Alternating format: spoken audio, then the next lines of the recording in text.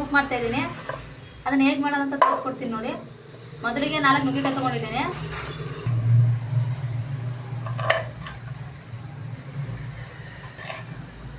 ಈ ಥರ ಕಟ್ ಮಾಡ್ಕೊಳ್ಳಿ.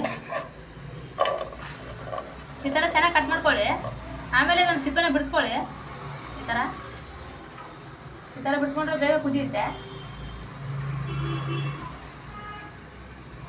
ಇದು ಒಳ್ಳೆಯದು, ತಿಂದರೆ ದೇಹಕ್ಕೆ ತುಂಬ ಒಳ್ಳೆಯದು.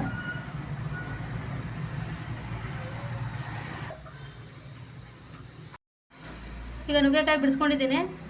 ಇವಾಗ ಇದಕ್ಕೆ ನೀರು ಹಾಕೊಂಡ್ಬಿಟ್ಟು ಕುದಿಸ್ಕೊಳ್ಳೋಣ.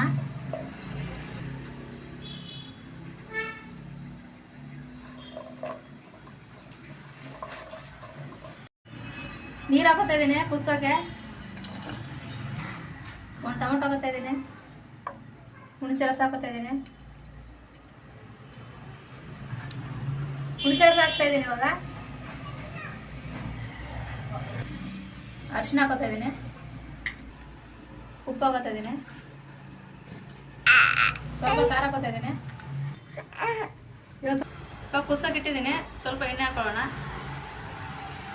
ಸಾಕು. ಸ್ವಲ್ಪ ಒಂದು 10 ನಿಮಿಷ ಕುದಿಲಿ ಚೆನ್ನಾಗಿ. ನುಗ್ಗೆಕಾಯಿ ಸೂಪ್ ರೆಡಿ ಆಗಿದೆ ನೋಡಿ. ಚೆನ್ನಾಗಿ ಬರುತ್ತೆ, ಮಾಡ್ಕೊಳ್ಳಿ. ನೀರು ಎಷ್ಟು ಬೇಕಷ್ಟೇ ಹಾಕೊಳ್ಳಿ, ಜಾಸ್ತಿ ಹಾಕೋಕೆ ಹೋಗಬೇಡಿ.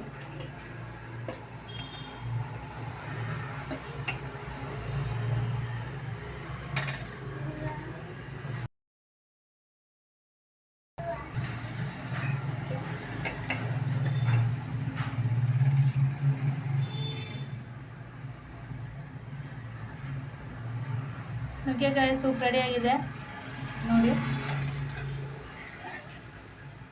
ಇದಕ್ಕೆ ಜಾಸ್ತಿ ಹೊತ್ತು ಹಿಡಿಯಲ್ಲ, ಬೇಗ ಆಗುತ್ತೆ.